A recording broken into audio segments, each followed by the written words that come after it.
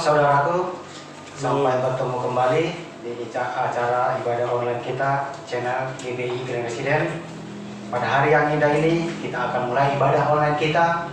Mari sebelum kita beribadah, kita satukan hati, kita berdoa. Bapa yang baik, terima kasih Tuhan untuk semua penyertaan Tuhan dalam hidup kami. Hingga hari ini Tuhan, kembali kami datang untuk memuji, menyembah Engkau. Bapa, urapi setiap kami Tuhan, dimanapun kami berada, biarlah Tuhan ibadah kami ini menyenangkan hati Tuhan. Terlebih setiap kami Tuhan yang untuk bertugas, Tuhan memberkati, mandu Tuhan, pemain musik, worship leader, bahkan hamba-Mu yang akan menyampaikan isi hati Tuhan. Urapi setiap kami Bapa, biar ini semua menyenangkan hati Tuhan. Terpujilah Engkau Bapa, di dalam nama Yesus Kristus kami siap beribadah. Amin. Kita baca Mazmur 91, dalam lindungan Allah.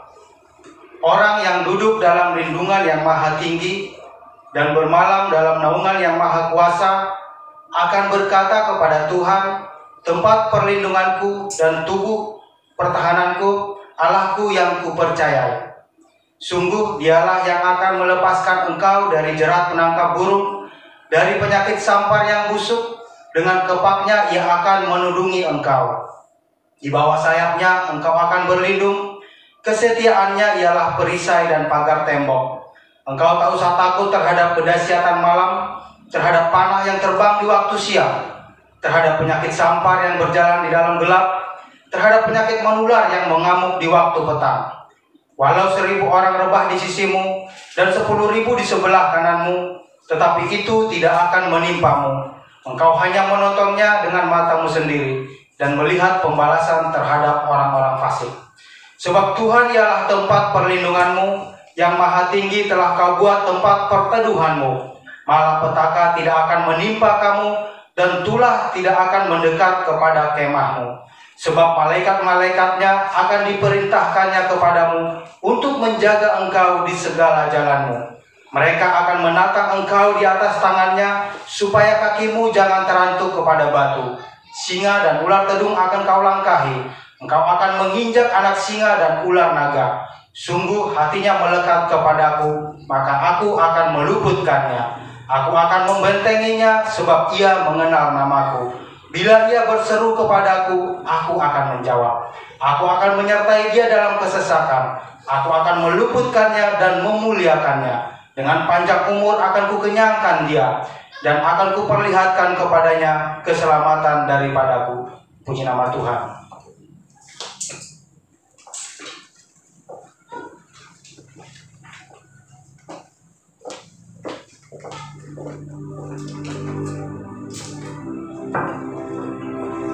Haleluya saudara. Biar kita siapkan hati kita, walaupun dimanapun saudara berada, dan dalam kondisi apapun, kita mau tetap bersyukur.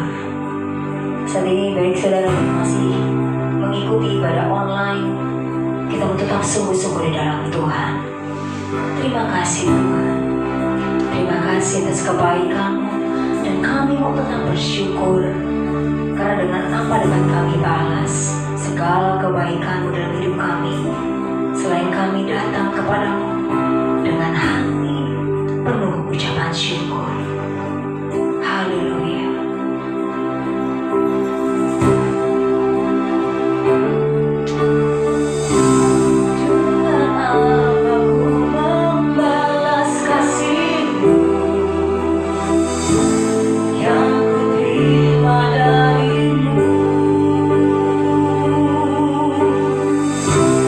Dengan apapun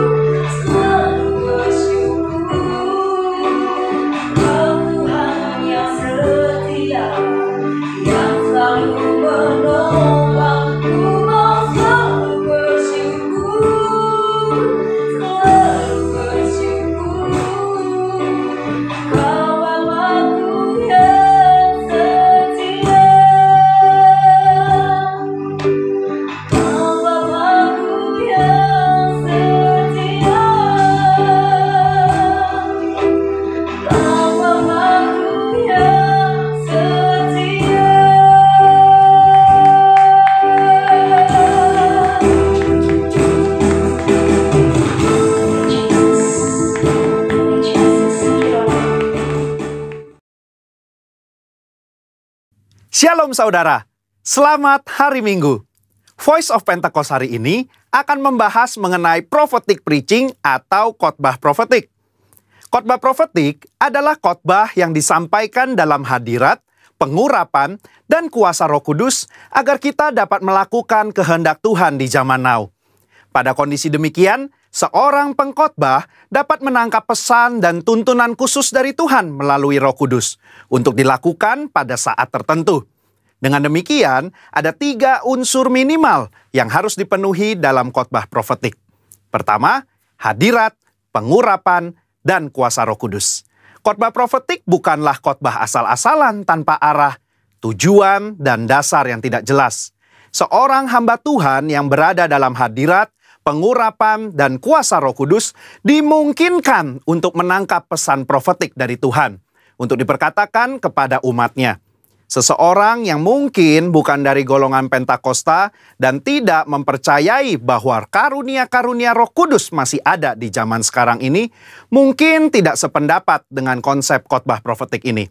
Akan tetapi, hal itu tidak menjadi alasan seseorang untuk menghakimi bahwa praktek spiritualitas Pentakosta ini adalah hal yang salah dan tidak biblikal.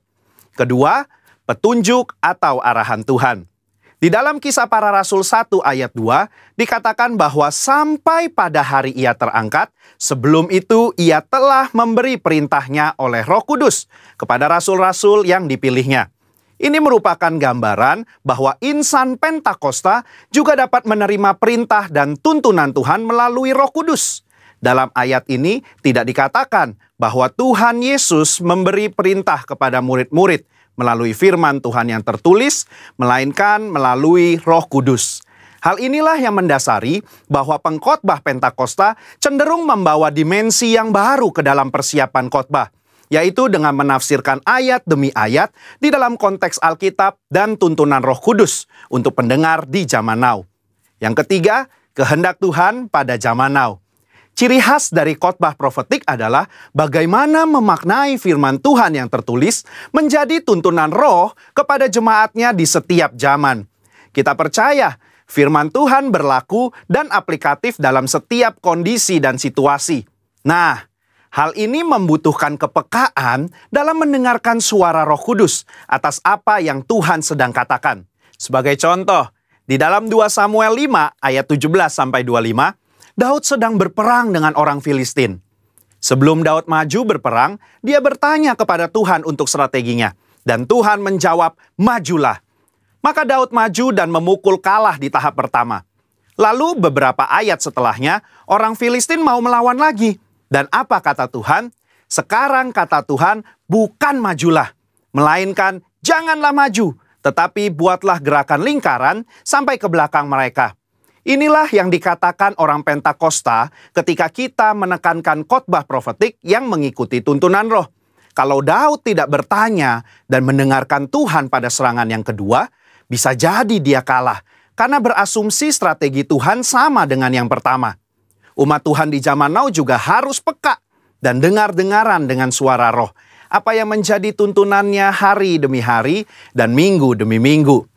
Sehubungan dengan pembahasan ketiga unsur khotbah profetik di atas, maka pesan Tuhan dalam khotbah profetik terkait menengking badai dan masuk dalam persembunyian bukanlah sebuah inkonsistensi maupun khotbah plin-plan yang membuat jemaat bingung, melainkan pesan Tuhan yang progresif terkait dengan apa yang menjadi kehendak Tuhan yang harus disampaikan kepada jemaat untuk dilakukan. Alkitab juga memberikan contoh yang sangat kuat tentang khotbah profetik, di mana para rasul mencari solusi atas sebuah masalah dengan tuntunan Roh Kudus, firman Tuhan, dan komunitas orang percaya saat itu.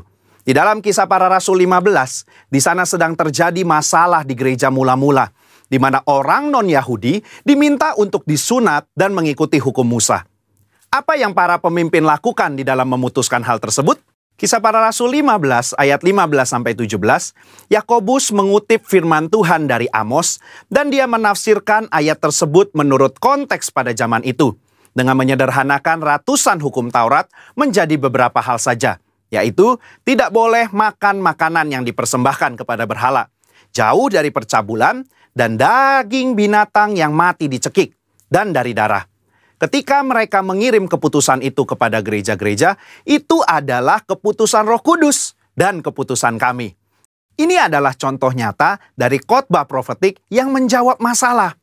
Yakobus mengutip firman Tuhan dari kitab Amos dan bersama komunitas yang dipenuhi Roh Kudus menafsirkan dan memberikan pesan profetik untuk gereja mula-mula di zaman itu. Hal inilah yang mendasari bagaimana seorang pengkhotbah yang dipenuhi Roh Kudus harus bisa memberikan tuntunan kepada jemaat sesuai dengan kebenaran firman Tuhan pada zaman now.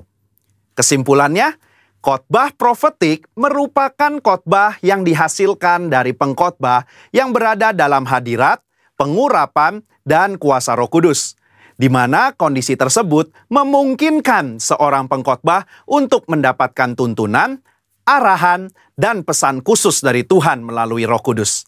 Sebagai insan Pentakosta, kita juga menerima dan merindukan khotbah-khotbah yang profetik di seluruh komunitas kudus dimanapun kita berada. Pesan profetik ini memungkinkan seseorang untuk menangkap dan melakukan apa yang menjadi kehendak dan tuntunan Tuhan pada zaman di mana ia hidup. Sehingga dengan penuh keyakinan, kita menjalani kehidupan yang berkemenangan bersama Tuhan. Amin. Saudara, untuk penjelasan lebih lengkapnya dari tim teologi kami, jangan lupa buka link yang ada di atas atau scan barcode yang tersedia. Tuhan Yesus memberkati.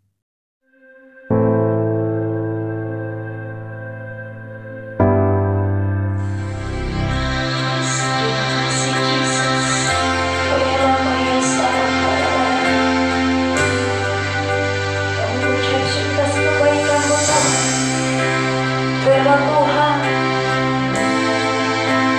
biar hanya bersamamu kami terus berjalan melalui hari-hari di tahun 2021. Kami meminta kasih karunia-Mu tetap memimpin kami.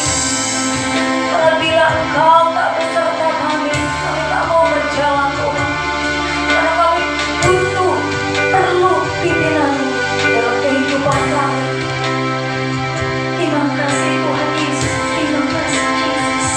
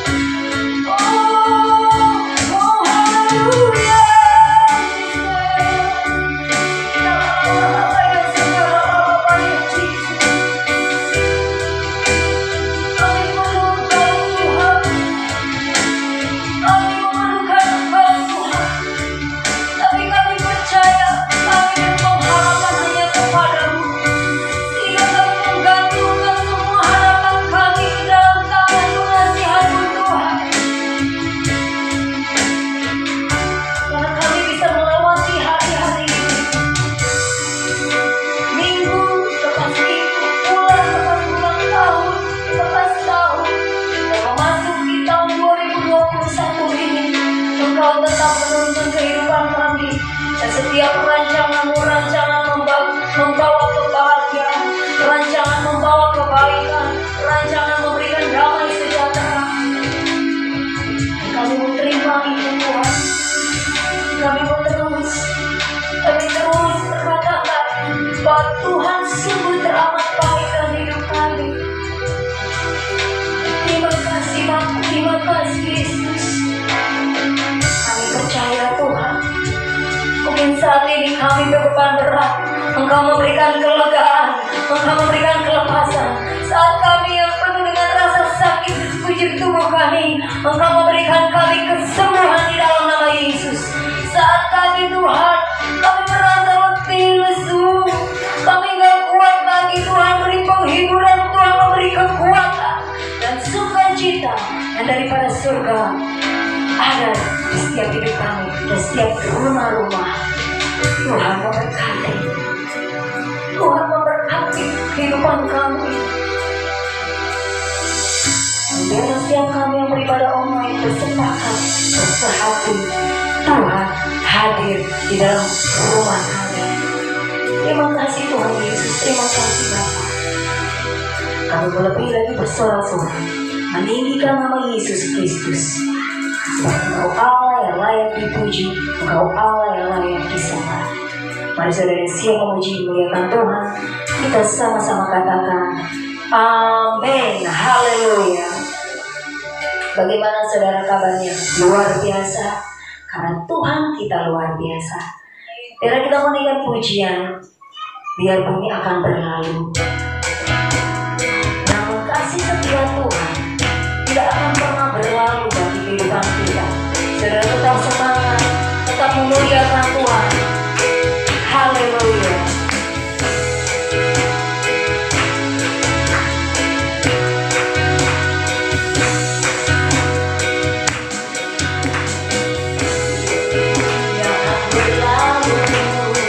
Biar bulan tak bercahaya lagi.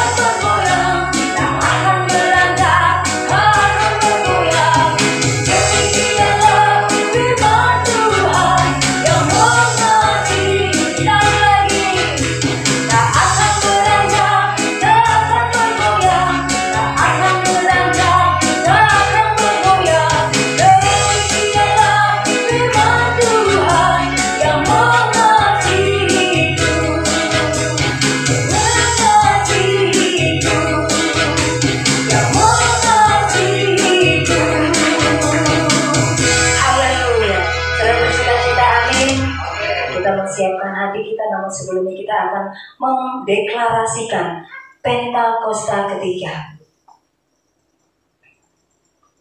Pentakosta ketiga. 1. Pentakosta ketiga adalah pencurahan Roh Kudus yang dahsyat di zaman now, melebihi yang terjadi di Azusa Street. 2. Pentakosta ketiga akan mengakibatkan penuaian jiwa yang terbesar dan yang terakhir sebelum Tuhan Yesus datang kembali. 3. Pentakosta ketiga akan membangkitkan generasi Yeremia, yaitu anak-anak muda yang dipenuhi Roh Kudus, cinta mati-matian kepada Tuhan Yesus, tidak kompromi terhadap dosa, dan akan bergerak untuk memenangkan jiwa. 4. Pentakosta ketiga lahir di Indonesia dan bergerak ke bangsa-bangsa. Gerakan ini dari timur ke barat dan akan kembali ke Yerusalem. 5. Pentakosta ketiga akan memberikan kuasa untuk menyelesaikan amanat agung, dan setelah itu Tuhan Yesus datang kembali. Haleluya. Saudara, kita menyiapkan hati kita mendengarkan kebenaran firman Tuhan. Namun saudara boleh juga mempersiapkan persembahan saudara. Persembahan saudara boleh hantarkan ke gereja GBI Grand Residen, atau boleh saudara transfer melalui rekening BCA yang akan nanti di akhir acara. Saudara boleh lihat, boleh catat, untuk boleh saudara memberikan persembahan saudara, baik itu ucapan syukur, diakonia maupun perpuluhan. Terima kasih. Kita siapkan hati kita untuk mendengarkan kebenaran firman Tuhan. Terima kasih Yesus, terima kasih Bapa.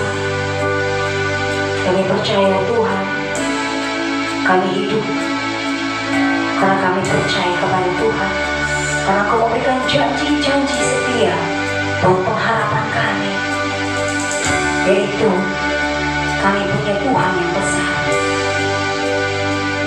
Tuhan yang besar yang sanggup menggenapi setiap janji-janji dalam hidup kami.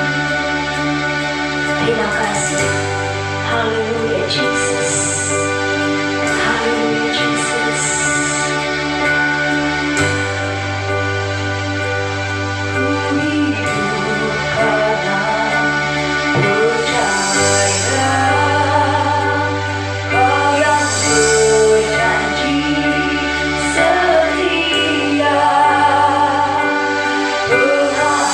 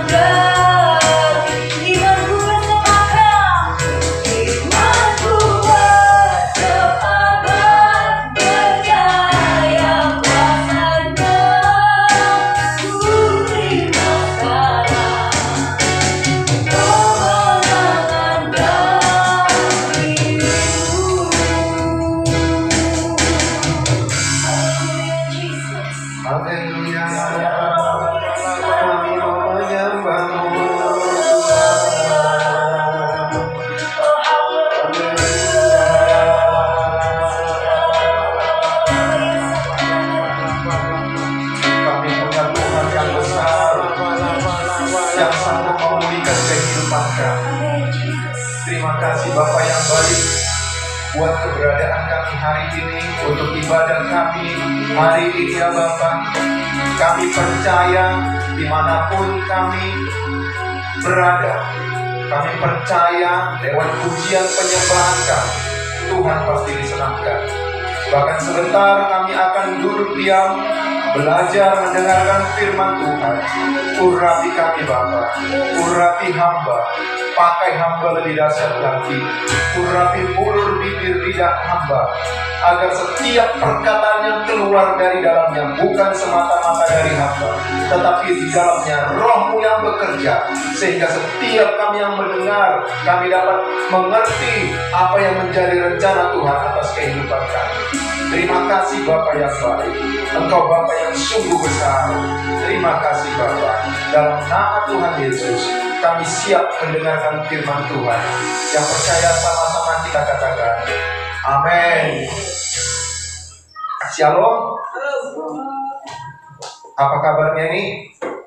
Luar biasa. Saya percaya Allah yang kita sembah merupakan Allah yang luar biasa, sehingga kita menjadi umat-umat yang luar biasa. Tidak terasa saat ini kita sudah masuk di minggu yang keempat, di bulan yang pertama di tahun 2021, tahun integrity. Dan saya percaya dimanapun saudara mengikuti ibadah online ini, saudara mengutamakan Tuhan. Saya percaya Tuhan akan memberkati pribadi lepas pribadi. Dan hari ini sama-sama kita buka Alkitab kita. Kita belajar dari Injil Matius 1. Injil Matius 1 ayat ke-10 sampai yang ke-11. Sekali lagi, Injil Matius yang ke-1 ayat yang ke-10 sampai yang ke-11. Sudah dapat saudara? Mari kita baca. Hizkia memperanakan Manase, Manase memperanakan Amon, Amon memperanakan Yosia, Yosia memperanakan Yekonia dan saudara-saudaranya pada waktu pembuangan ke Babel. Amin. Nah, kalau kita lihat perikop di atas, di mana di sini dituliskan perihal silsilah Yesus Kristus. Silsilah Yesus Kristus. Untuk memperlihatkan siapakah Yesus Kristus sebenarnya, Matius memulai Injilnya dengan menuliskan silsilahnya Tuhan Yesus. Silsilah ini ingin menunjukkan bukti bahwa Yesus adalah Mesias yang dijanjikan di dalam perjanjian lama. Mesias yang dijanjikan dalam perjanjian lama. Di sini ada dua nama besar dalam sejarah bangsa Yahudi yang disebut di awal, yaitu Abraham dan Daud. Abraham adalah bapa bangsa Yahudi yang melalui dia semua orang di bumi akan mendapat berkat. Nanti saudara boleh membacanya di Kejadian 12 ayat 3. Di situ jelas dikatakan.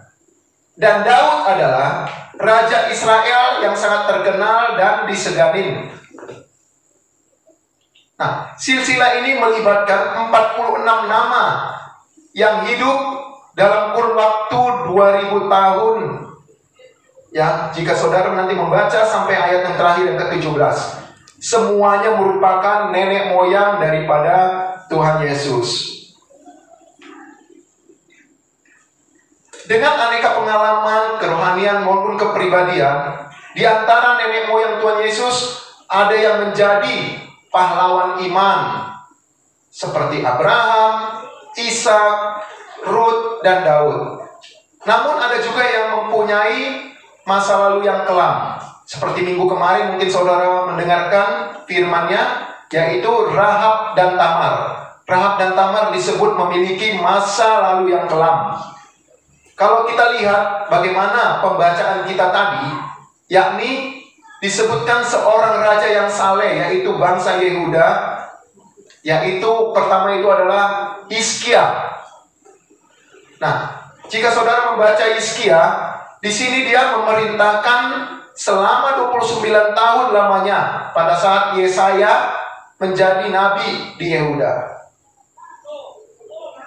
Hizkia menekankan pemujaan berhala dan mengembalikan lagi pelayanan bait suci Allah.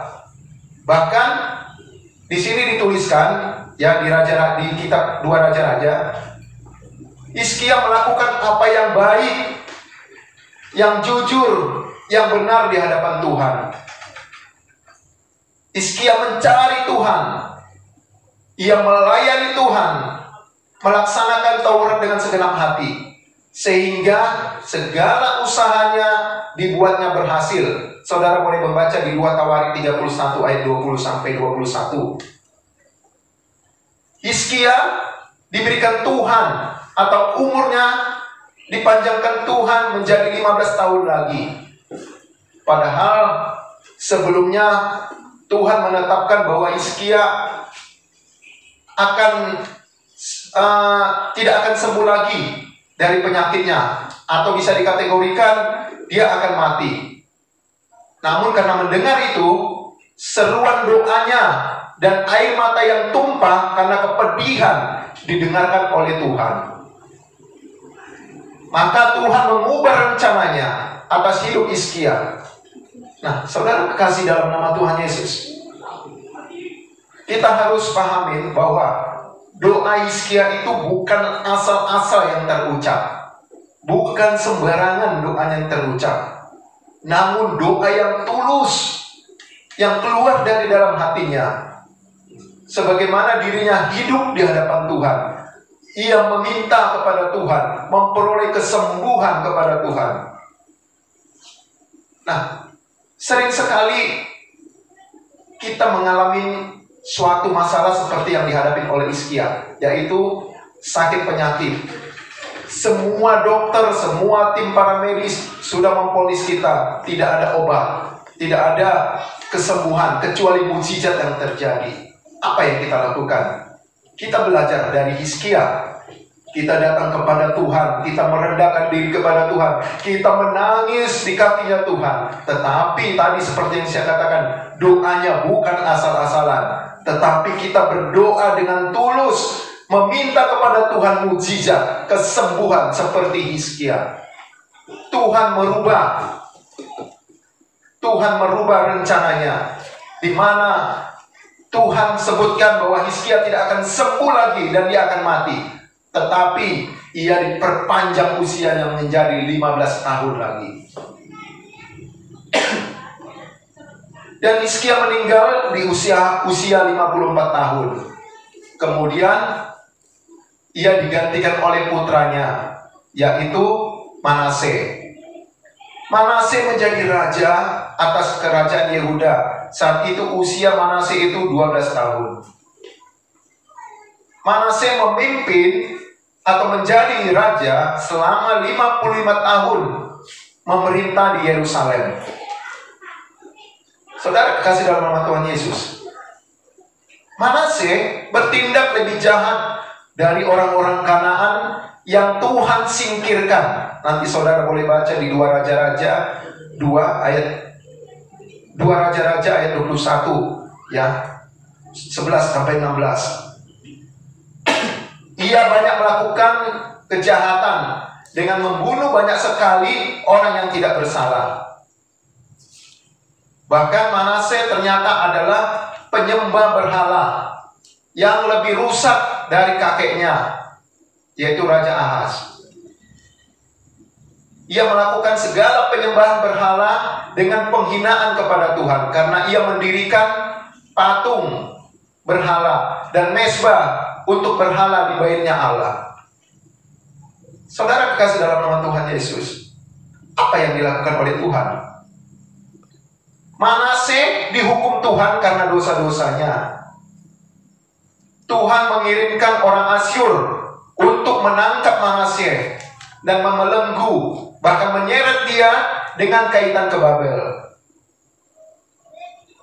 Nah, di saat itu Manase baru sadar dan bertobat, dan ia berdoa memohon kepada Tuhan agar Tuhan membebaskan dia, sehingga dia dapat kembali ke Yerusalem dan menyembah Tuhan dan membuang semua berhala yang pernah ia dirikan. Bahkan memberi perintah kepada seluruh Yehuda untuk beribadah kepada Tuhan. Akan tetapi dosa yang dilakukan Manase telah masuk ke dalam kebiasaan rakyat Yehuda, sehingga membuat kesabaran Tuhan habis. Selama 55 tahun memimpin, ternyata bangsa atau rakyat atau seluruh Yehuda sudah dirusak dengan penyembahan-penyembahan berhala. Oleh sebab itu, dosa yang dilakukan Manase itu masuk ke dalam kebiasaan rakyat Yehuda saat itu, sehingga kesabaran Tuhan habis, dan ditambahkan makin diperburukkannya lagi anaknya, yaitu Amon, yang sebagai raja untuk menggantikan Manase.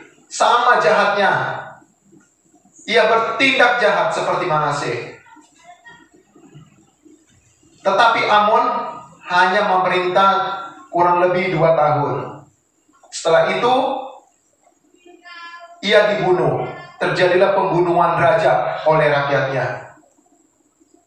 Tetapi melihat kondisi seperti itu, Tuhan masih memelihara keturunan Daud, karena tahta Daud tetap terlindungi, dan tahta kerajaannya dipindahkan ke anaknya, yaitu Yosia. Artinya Manase itu adalah kakek daripada Yosia. Saat itu Yosia berumur 8 tahun, ia diangkat menjadi seorang raja. Saat itu rakyat Yehuda suka melakukan sihir, melakukan penyembahan-penyembahan berhala. Dan nama Yosia sendiri artinya Tuhan menopang. Yosia mulai menghancurkan berhala-berhala, menghancurkan mezbah-mezbah di seluruh kerajaan. Saat itu usia masih muda, yaitu 20 tahun. 6 tahun Yosia membersihkan semua tempat berhala dan menemukan kitab Taurat saat memperbaiki bait suci. Dan Yosia menghidupkan kembali pelayanan Paskah yang sudah lama atau tidak pernah dirayakan sejak Nabi Samuel. Saudara kekasih dalam nama Tuhan Yesus, dari pembelajaran ini, apa yang boleh kita dapatkan? Yang pertama, dari silsilah Tuhan Yesus, kita bisa melihat bahwa Allah menyatakan kasih-Nya, kemurahan-Nya, bukan hanya kepada orang-orang yang benar saja. Tuhan dapat memakai siapapun, orang lemah dan orang yang berdosa sekalipun, untuk menyatakan keagungan-Nya, untuk menggenapi rancangan-Nya. Kita melihat bagaimana orang-orang yang berdosa di keturunan atau nenek moyang Tuhan Yesus dipakai Tuhan. Bagaimana dengan kita? Apakah kita dari nenek kita, dari opung-opung kita yang dahulu, kita tidak tahu silsilahnya? Bagaimana dia? Apakah dia menyembah Tuhan dengan benar, ataukah dia menyembah yang bukan dengan Tuhan? Kita tidak tahu. Tetapi jikalau Tuhan mau memakai kita, walaupun keturunan kita, opung-opung kita berdosa, kalau Tuhan mau memakai kita, tak satu pun yang boleh menghalangi. Nah, untuk itu kita boleh belajar bagaimana hidup kita intim dengan Tuhan. Bagaimana kita boleh belajar agar kita fokus dan terarah kepada Tuhan. Walaupun kita merasa kita itu orang lemah, kita bukan menjadi bagian dari pelayanan, atau bukan menjadi diaken atau hamba Tuhan. Kita merasa kita itu orang berdosa. Tetapi kalau Tuhan mau memakai kita, Tuhan mau menyatakan keagungan-Nya untuk mengendapi rancangan-Nya, Tuhan akan memilih kita sebagai anak-anak-Nya, sebagai penyelamat-penyelamat lingkungan kita. Saudara kekasih dalam nama Tuhan Yesus, kita boleh melihat setelah Yosia ada 4 orang generasinya, yaitu Yekonia. Ya, di sini di ayat ini sampai pembuangan ke Babel, Yekonya merupakan anak Yosia yang disebut, yang lain saudara-saudaranya tidak disebut. Nah, hari ini kita boleh belajar bagaimana Hizkia, bagaimana Manase, bagaimana Amon, bagaimana Yosia perkenanannya hidup kepada Tuhan. Ketika ia diberkati, ia melupakan Tuhan, tetapi ia bertobat ketika ada pengalaman atau sakit penyakit yang diderita. Kita jangan sampai seperti itu. Tunggu kita menderita, kita tunggu mengalami sakit penyakit, baru kita dekat kepada Tuhan. Inilah waktunya. Jangan tunggu kita mengalami masalah baru datang dan mencari Tuhan. Inilah waktunya. Tahun ini merupakan tahun integriti, tahun kejujuran. Kita benar-benar jujur kepada Tuhan. Kita benar-benar datang kepada Tuhan dengan hati yang ikhlas, tulus dan ikhlas, seperti doa Hizkia. Ia datang berdoa, bukan sembarangan doa, tetapi ia berdoa mencurahkan isi hatinya agar mujizat Tuhan terjadi. Walaupun orang-orang dunia katakan atau memvonis, tetapi ketika Tuhan yang berkehendak, mujizatnya pasti terjadi. Amin. Mari kita berdoa. Terima kasih Bapa yang baik.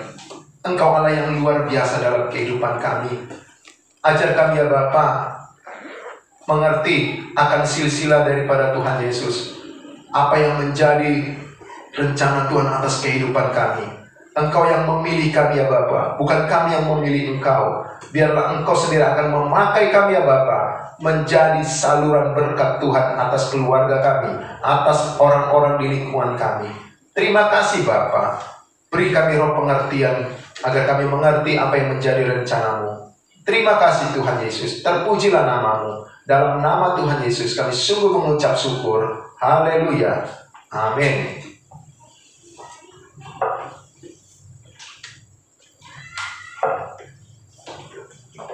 Untuk memberkati firman Tuhan, mari kita sama-sama menyanyikan pujian.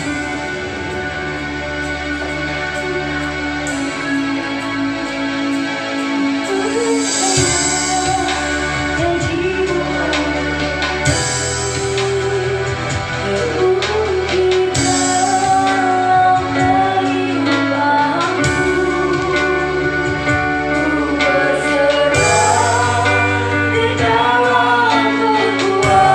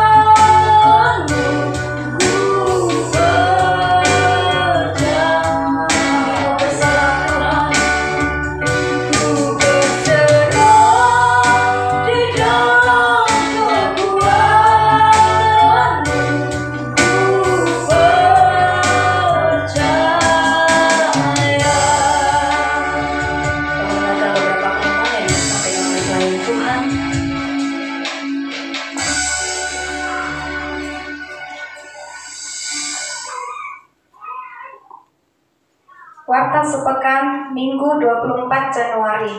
Kegiatan sepekan. Yang pertama, Selasa dan Rabu ada United Prayer Tour Indonesia, Kanada, dan Amerika Serikat. Jadwal rayon 18 di jam 21.00 sampai dengan 22.00 waktu Indonesia Barat via Zoom bahasa Indonesia. Yang kedua, ada doa pagi diadakan pada hari Senin sampai dengan hari Sabtu pukul 6 pagi.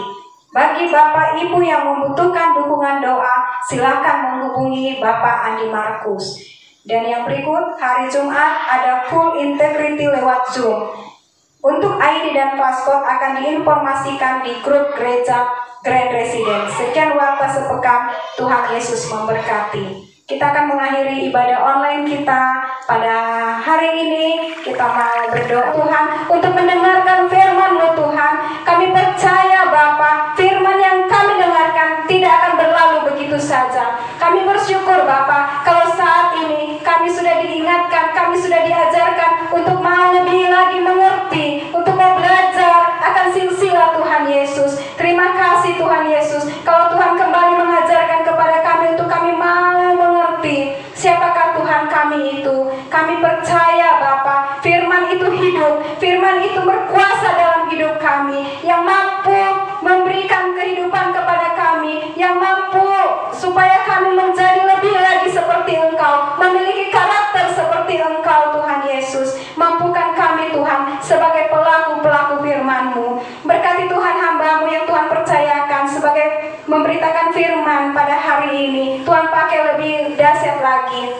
Biarlah Tuhan setiap talenta, setiap karunia yang Tuhan percayakan, Tuhan semakin sempurnakan lagi. Berkati pelayanannya, pekerjaannya dalam nama Yesus. Terima kasih Tuhan Yesus. Kami juga mau berdoa secara khusus buat Bapak Gembala kami Tuhan, Bapak Nathan Karangan, dimanapun hamba-Mu melayani. Biarlah tanda-tanda heran boleh menyertai pelayanan hamba-Mu. Bahkan Tuhan memberkati kesehatan, kekuatan kepadanya. Umur panjang Tuhan berikan Bapak. Biarlah Tuhan segala pergumulannya Bapak, apapun kerinduannya pada saat ini, pelayanannya Tuhan, biarlah Tuhan semakin memberkatinya, semakin memberkati secara dahsyat luar biasa lagi, sehingga lewat pelayanan hamba-Mu semakin banyak jiwa-jiwa dimenangkan, dan biarlah semua itu demi hormat dan kemuliaan nama-Mu saja. Berkati juga Ibu Gembala kami Tuhan, Ibu Agnes. Tuhan berkati Tuhan, Tuhan berkati pelayanan. Jadikan Ibu Tuhan sebagai Ibu rohani kami Bapa, yang kuat berdoa untuk kami jemaat-jemaatnya Bapa. Biarlah Tuhan berkati pelayanan Ibu Tuhan, berkati keluarga besar, anak, cucu, dan mantu diberkati dalam nama Yesus. Terima kasih Tuhan Yesus. Kami juga berdoa Tuhan untuk Bapak Pembina kami Bapak, Bapak Insinyur Niko Nyotoro Harjo, dimanapun hamba-Mu melayani Tuhan, Engkau yang memberkati pelayanannya, bahkan keempat wakilnya diberkati dalam nama Yesus, keluarga besar mereka diberkati dalam nama Yesus, sehingga lewat pelayanan hamba-Mu semakin banyak jiwa-jiwa dimenangkan. Terima kasih Tuhan Yesus. Bahkan juga kami mau berdoa Tuhan buat karyawan kami Bapak Andi Markus Tuhan.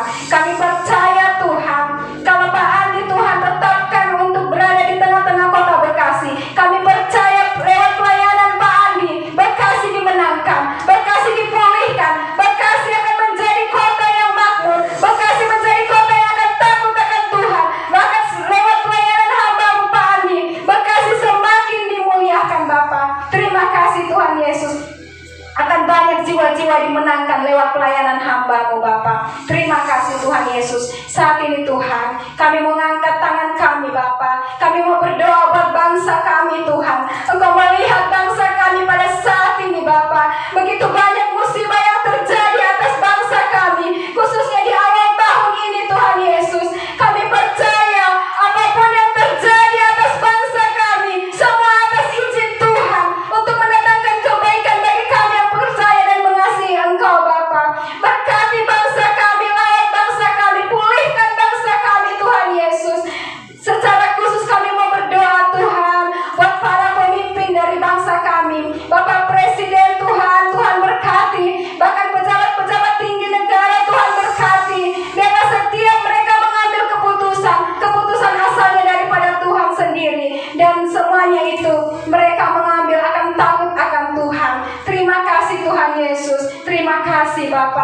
Jadikan bangsa Indonesia menjadi bangsa yang takut akan Tuhan. Jadikan bangsa Indonesia bangsa yang mengandalkan Tuhan, bangsa yang senantiasa berseru hanya kepada Tuhan. Terima kasih Bapak, terima kasih. Kami juga mau berdoa Tuhan untuk kami semua jemaat Grand Resident Bapak. Saat ini kami, Tuhan izinkan kami untuk beribadah lewat online Tuhan. Kami percaya walaupun saat ini kami ibadah secara online, namun kami percaya mujizat Tuhan, kuasa Tuhan, hadirat Tuhan selalu ada, dan kami selalu merasakannya Bapak. Terima kasih Tuhan, terima kasih Yesus. Ajar kami Tuhan untuk selalu mendahulukan Tuhan. Ajar kami untuk selalu berpengharapan di dalam Tuhan. Ajar kami untuk selalu bersandar hanya kepada Tuhan. Karena kami tahu, kami percaya Tuhan tidak akan pernah meninggalkan kami. Tuhan selalu ada kepada kami. Terima kasih Tuhan Yesus, terima kasih. Kami percaya Tuhan, saat ini kehidupan kami, masa yang akan datang, seminggu ke depan Tuhan memberkati. Karena kami tetap dalam lindungan Tuhan. Kami percaya Tuhan, apapun yang kami kerjakan Tuhan pasti membuat berhasil, asalkan kami tetap berjalan di dalam koridornya Tuhan. Terima kasih Tuhan Yesus, terima kasih. Setiap persembahan yang kami sudah berikan Tuhan, Tuhan yang memberkati. Kami percaya di saat kami memberi, kami tidak akan kekurangan. Tuhan telah berjanji, Engkau datang ke dunia ini supaya kami memperoleh hidup yang berkelimpahan. Kami percaya kami tidak akan kekurangan, namun Tuhan akan menggantikan berkat-berkat 30, 60, bahkan 100 kali lipat. Kami tidak akan kekurangan, kami tidak akan miskin, kami akan diperkaya di dalam nama Tuhan Yesus. Karena Tuhan akan memberkati kami supaya kami akan menjadi berkat bagi banyak orang. Terima kasih Tuhan Yesus, terima kasih Bapa. Ajar kami Tuhan menghitung hari-hari kami sedemikian rupa, agar hati kami memperoleh hati yang bijaksana. Di dalam nama Tuhan Yesus kami sudah berdoa, mengucap syukur. Sebelum kami mengakhiri ibadah online kami Tuhan, kami siap menerima berkat lewat hamba-Mu. Saudara semua yang diberkati Tuhan, yang disayangi Tuhan, biji mata Tuhan, sebelum kita akhiri ibadah ini, angkat tangan saudara, buka hati saudara, dan terimalah berkat dari Allah Bapa kita di surga.